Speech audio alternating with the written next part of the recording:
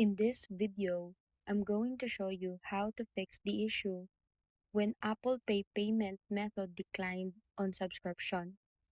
First, open your iPhone settings, tap your Apple ID at the top, then go to Payment and Shipping to check which card is set as the payment method for subscription and make sure it's active, verified, and has enough available balance.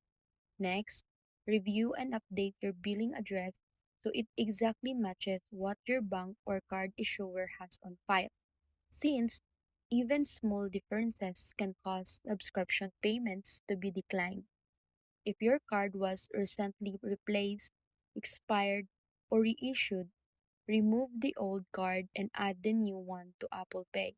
Then, set it as the default payment method for subscriptions.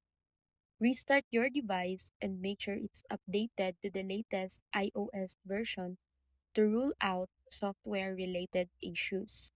If the payment method still declined, contact your bank or card issuer to confirm there are no blocks on recurring or subscription payments, or reach out to Apple support for help managing your subscription billing.